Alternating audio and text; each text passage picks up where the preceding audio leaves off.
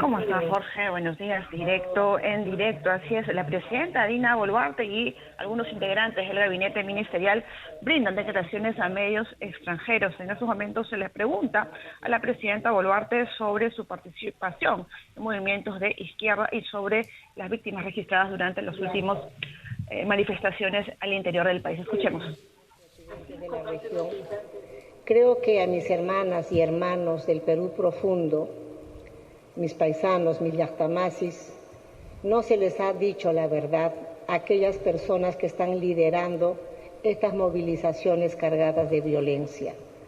Lo que les han dicho a mis hermanas y hermanos de Puno, de Arequipa, de Apurímac, de Cusco y seguramente de otras regiones es que Dina Boluarte ha dado golpe a Pedro Castillo.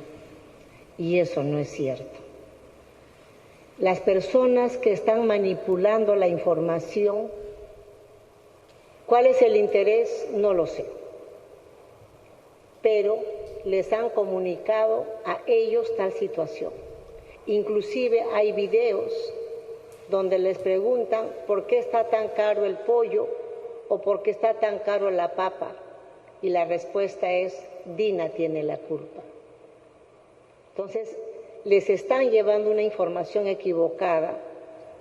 Mañana estamos en el Cusco, nos vamos a reunir con la prensa local, regional de la zona sur del Perú, para que podamos desde el Cusco, seguramente en Runasimi, les hablaré a mis hermanas y hermanos que Dina no ha movido una sola pestaña para que suceda lo que le ha sucedido al expresidente Pedro Castillo.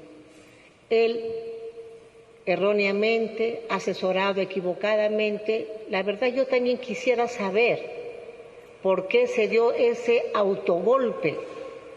Yo hasta donde pude, 2 semanas antes del 7 de diciembre, ante el Consejo de Ministros, persuadí, recomendé que no se presentara aquella cuestión de confianza que fue el punto de partida para todo lo que vino después. Si las personas que han aconsejado al expresidente Pedro Castillo a tomar estas decisiones equivocadas, resquebrajando la institucionalidad del país, ellos deberían de responderle al Perú profundo y al país en general. ¿Por qué lo han aconsejado de esta manera al expresidente Pedro Castillo y ahora está preso? Yo no moví una sola pestaña para que eso sucediera y el expresidente Pedro Castillo lo sabe. Las veces que yo conversé con él desde el inicio del gobierno, porque han habido varias veces la intención de presentar cuestión de confianza. Desde el gabinete de la señora Mirta Vázquez han habido intentos de cuestiones de confianza para poderla presentar, para hackear siempre al Congreso, y mi intención como persona demócrata siempre era, presidente, a usted lo han elegido para 5 años y al Congreso también para 5 años. Dejemos de estar enfrentándonos con ellos, más bien tratemos de conversar con los congresistas demócratas, que los hay, para poder poner sobre la mesa los temas de agenda política y que el Perú pueda trabajar en paz sin polarizar al país. Entonces, mis hermanas y hermanos del Perú profundo, de mi querido Apurímac, mi Llactamasis, Chaloanca, creo que han tomado la información equivocada. Pero también hay detrás grupos minúsculos que quieren sacar caldo de cultivo de esto, porque la gran población sigue a estos líderes porque son los que mejorcito hablan o son los que mejor se expresan o son los que mejor mienten. Por eso vamos a empezar a viajar para poder yo misma explicarles que yo intenté hasta donde pude acompañar como su vicepresidenta al expresidente Pedro Castillo, que yo no soy responsable de lo que le ha pasado al expresidente Pedro Castillo, que en todo caso las personas muy cercanas que estaban en estos tiempos al lado de él, ellos tienen una respuesta y le deben una respuesta al país. Muchas gracias. Sobre la impunidad era la otra pregunta.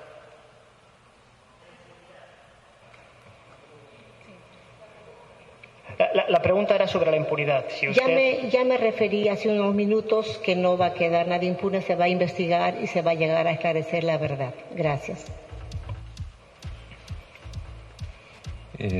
Turno para el colega de la BBC. Sí, buenos días, presidenta. Guillermo Olmo, de la BBC. Gracias por la oportunidad. Bueno, usted dijo al poco de tomar posesión que su intención era agotar el mandato de Pedro Castillo hasta 2026. Luego se manifestó a favor de un adelanto electoral. Ahora ese adelanto electoral está prefijado para abril de 2024. Mi pregunta es para usted, es muy concreta. ¿Usted puede asegurar, puede prometerle a los peruanos que no va a renunciar usted antes de esa fecha, antes de esas elecciones previstas para abril del 24? Gracias. Mire, hace un tiempo dimos una conferencia de prensa en la cual manifesté que resolvería mi renuncia. Estaríamos generando una anarquía en el país, porque a mi renuncia vendría a asumir la presidencia de la República el presidente del Congreso. Ya la población sabe la calificación y la puntuación que tiene el Congreso en esta fecha. Y el Congreso, asumiendo la presidencia de la República, tendría que llamar en meses a unas elecciones generales. Pero ¿sobre qué base de políticas tendrían que llamar? Estaríamos caminando sobre el mismo desorden político. Por eso es que de manera responsable, asumiendo el mandato constitucional, a pesar de la crisis política, estoy asumiendo la conducción de mi país desde la presidencia de la República. El 10 de enero, que el gabinete va a ir a pedir el voto de confianza al Congreso, estaremos llevando también las iniciativas legislativas de reformas políticas, porque el Perú tiene que empezar a crecer con responsabilidad política. Y los políticos que quieren ser candidatos a presidencias, a vicepresidencias, al Parlamento y al Parlamento andino, tienen que ser personas que tengan una mirada de país, que les interese resolver los temas de fondo, porque hay temas de fondo que en estos 201 años no se han resuelto en el Perú.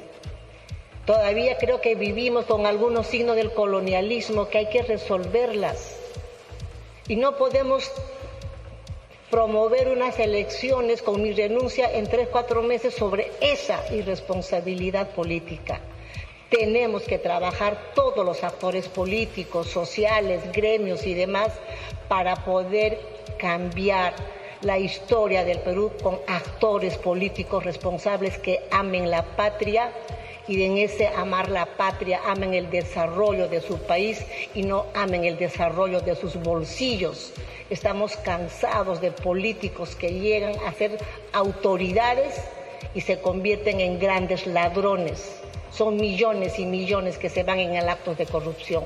Queremos trabajar esas reformas políticas para evitar actos de corrupción en los futuros, en las futuras autoridades y en el futuro gobierno, que el Perú tiene todo el derecho de querer amar un país decente y honesto. Gracias. Entiendo entonces, presidenta, que usted asegura que no va a renunciar. Desde el primer momento dije, a pesar de la crisis y la responsabilidad, y además como mujer, que creo que las mujeres también estamos en la capacidad de poder llevar las riendas de nuestro país.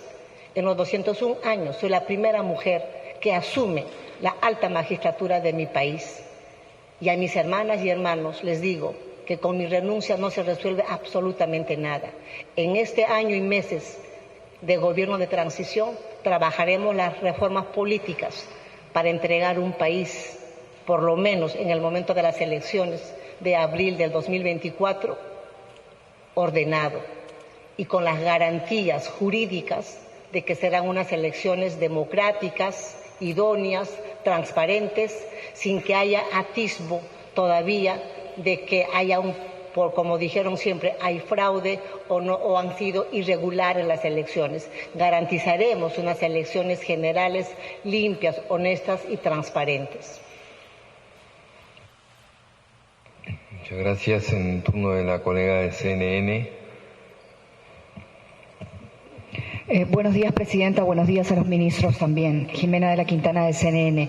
Usted ha deslindado desde el principio con los presuntos actos de corrupción cometidos durante el gobierno de Pedro Castillo. De hecho, sus ministros que están sentados a su lado juramentaron también prometiendo luchar contra la corrupción. En ese contexto quería preguntarle lo siguiente.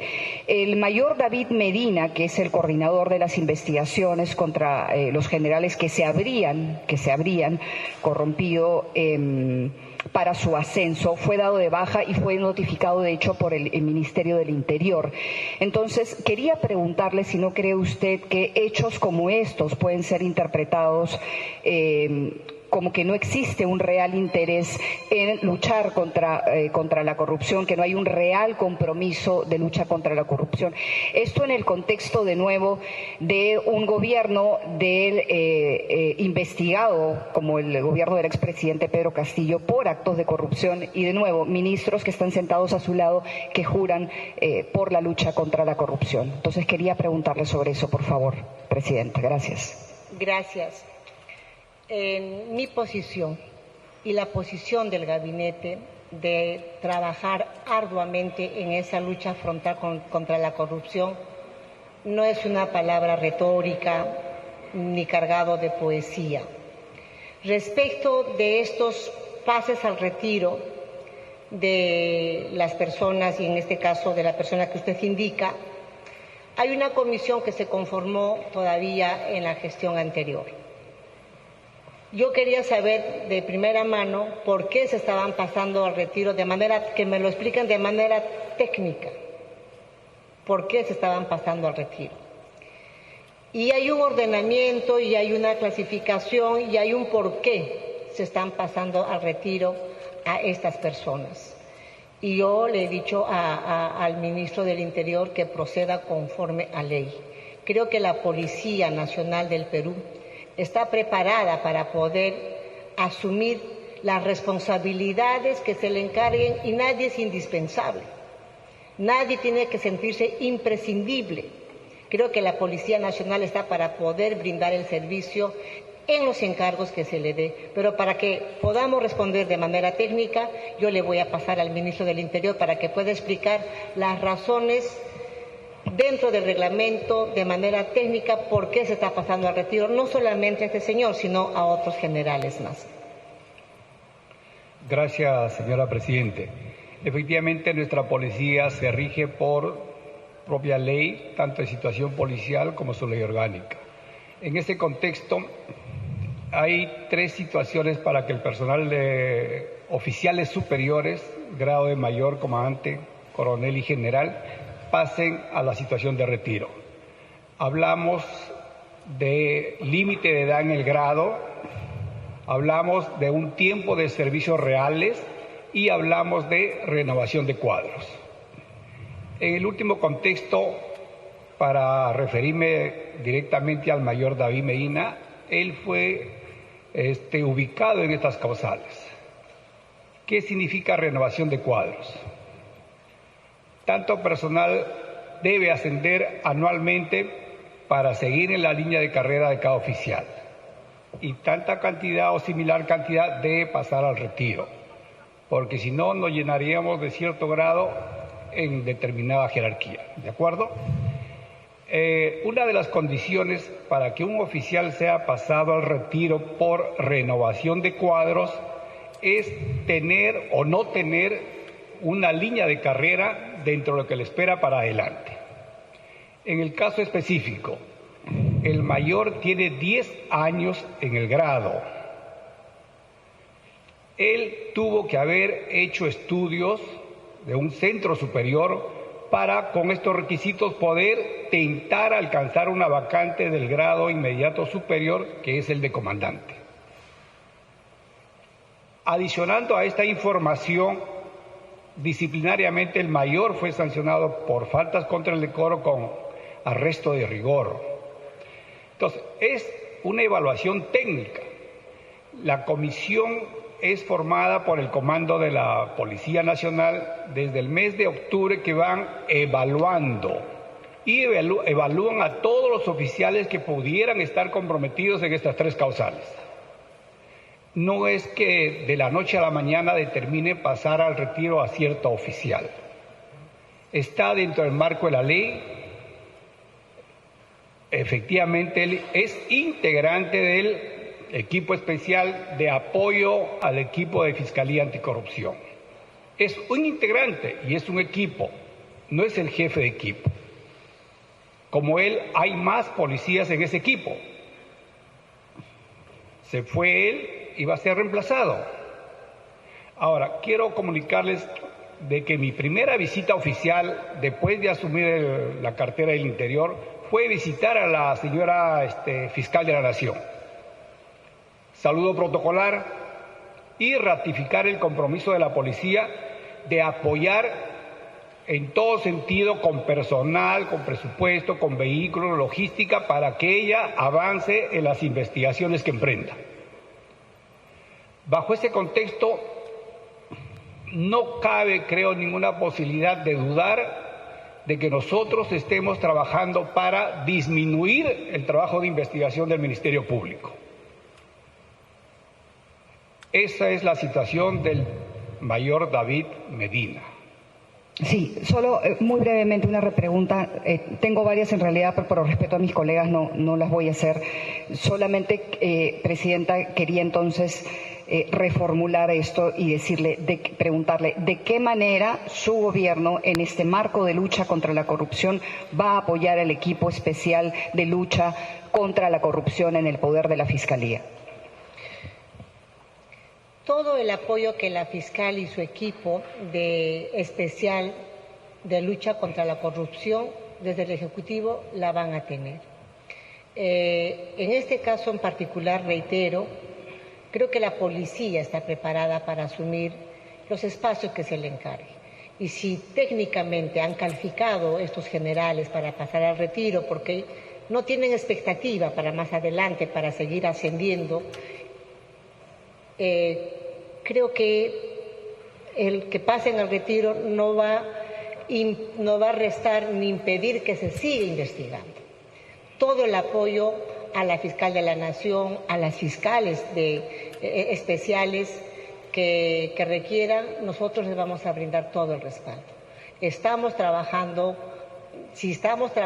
me rectifico, si estamos trabajando desde el Gobierno, desde el Ejecutivo, en esa lucha frontal contra la corrupción, es evidente y es obvio que el respaldo que le tenemos que dar al actor que investiga los actos de corrupción, que es la Fiscalía, tiene que darse de manera transparente, de manera natural y sin temas subjetivos. Al contrario, todo el apoyo para que se llegue a la verdad en esa lucha frontal contra la corrupción y caiga quien caiga. Gracias. Gracias, Presidenta. El turno de la agencia France Press. Quiero hacer mención de lo siguiente. La señora Presidenta se va a tener que retirar después de responder a esta pregunta porque tiene una llamada internacional pactada a las 11 de la mañana del presidente, una llamada virtual con el presidente de Ecuador a las 11 de la mañana. Pero los ministros que la acompañan se van a quedar con nosotros para poder seguir absolviendo las dudas o preguntas que tengamos presentes. Señor Presidente, buenos días. Ministros, Moisés Ávila de la agencia France Press. Mi consulta es relativa a su permanencia en el cargo, no tanto la renuncia, sino qué garantiza que usted se quede en el cargo hasta julio de 2024. ¿Hay algún acuerdo ya con partidos que han sido extremadamente opositores al gobierno anterior y que ahora aparentemente están respaldándola frente a los antiguos partidarios del presidente Castillo que ya no la respaldan más? ¿Qué puede garantizar en este Perú convulsionado que hemos visto con 6 presidentes en 5 años que usted efectivamente llegará a culminar su periodo sin sobresaltos? Gracias. Gracias. Sí, efectivamente, en estos últimos tiempos el Perú ha tenido un récord de presidentes. En esa mirada, nosotros hemos conversado con todos los sectores políticos. para que podamos garantizar, primero, que el Perú necesita la madurez de los que están en los diferentes espacios políticos en esa mirada de desarrollo del país. Segundo, la legitimidad constitucional de la Asunción como primera vicepresidenta de la República está amparada en la Constitución. Sin embargo, yo sé que a pesar de que hay una Constitución que ampara, los presidentes que han ido pasando y saliendo y vacándose han sucedido. Pero creo que también el Congreso ha entendido que esa no es la forma de seguir legislando, que esa no es la forma de seguir confrontándonos entre peruanos. Es por eso que apenas yo asumí el cargo, cursamos invitaciones a todas las bancadas sin excepción, a los de derecha, a los de centro y a los de izquierda. Han venido en su mayoría, vamos a reiterar la invitación al bloque magisterial, al de Perú Libre, al Partido Democrático, a todas aquellas bancadas que estaban inicialmente en la bancada del Partido Perú Libre y luego se han ido dividiendo en pequeñas bancadas. A ellos les vamos, a pesar que ya tienen la invitación, les vamos a reiterar la invitación, pero creo que la legitimidad de Dina Boluarte hasta abril del 2024 pasará hasta abril del 2024 y entregaremos el mandato el 28 de julio de 2024, pasará por ese trabajo entrelazado entre los actores políticos, entre el Congreso principalmente, y resolviendo los temas que el Perú necesita. Yo quisiera pasar, y aprovecho su pregunta, antes de retirarme, la palabra a nuestro ministro de Economía, que justamente en esa madurez y en esa responsabilidad como presidenta de la República ya tenemos toda una agenda de shock económicos que favorezca a la población peruana. Tenemos, por ejemplo, para el 2023 100.000 empleos, pero que lo explique nuestro ministro de Economía. Por favor, ministro, le voy a agradecer su intervención. Gracias. Muchas gracias, señora presidenta. Efectivamente, el día de hoy, tal como lo anunciamos la semana pasada con el Premier, hemos lanzado el programa Compunche Perú. Este es un programa que va a generar 130.000 empleos. Estamos hablando de 1,2 puntos en el PBI semestral. Requiere un esfuerzo fiscal de 5.900 millones, pero está alineado con lo que ha dicho la presidenta, con reactivar la economía. Va a reactivar la economía familiar, las economías regionales afectadas por la conflictividad social y los sectores afectados. Es un paquete completo de ejecución rápida. Ese es uno de los principios de este programa. Y de hecho, muchas de las medidas ya fueron, algunas de esas medidas han sido publicadas, por ejemplo, la extensión de los programas crediticios FAE, Reactiva. Se anunció también el bono agrario. La presidenta anunció el aguinaldo extraordinario de 200 soles para los trabajadores del sector público y 300 soles para aquellos trabajadores del sector público con menores recursos. Estamos asignando un paquete importante de inversiones que estaban listas para ejecutarse, pero que no tenían financiamiento. Esto va a dinamizar las localidades afectadas por la pandemia. Hay también inversiones, lo que llamamos CIOARS, optimización, rehabilitación, que estamos lanzando, son alrededor de 474. Es un plan integral de ejecución rápida, y lo que esperamos con esto es revertir el impacto negativo de la conflictividad social. Las pérdidas estimadas solamente en términos de actividad están alrededor de 1.000 millones. La meta es revertir la desaceleración de la actividad económica. Está en 2% y la idea es al menos que el primer trimestre sea 3%, pero como lo ha dicho el Premier, lo ha dicho la presidenta, este es un gobierno de la transparencia, es un gobierno de la reactivación, y hay medidas también para que la meritocracia pase del gobierno nacional al gobierno regional y local. Muchas gracias, presidenta. Sí, yo aprovecho para despedirme de cada uno de ustedes y aprovechar de sus cámaras internacionales, pero también abrazar a mis hermanos de Arequipa, de Puno, de Cusco, de Apurímac. Sé que se están organizando para hacer marchas pacíficas a partir del 4 de enero. Hermanos, hermanas, Llactamasiicuna, a pesar de que estas marchas de protesta sean pacíficas, generan pérdidas para el Estado, para que desde el Estado podamos con esos ingresos económicos resolver los temas de salud, de agua, de desagüe, agua para la agricultura, viviendas, carreteras, mejor educación, internet para los chicos. Yo los llamo a la reflexión, queridas hermanas y hermanos, que sé que con justa razón reclaman aquello que no se han atendido, que sus reclamos sociales son justos y no nos negamos a atender. Sentémonos sobre la mesa para poder hacer esas mesas de trabajo, pongamos la agenda con fecha específica. Ya no, a mí tampoco me gusta que me paseen, que me tomen la cara de tonto.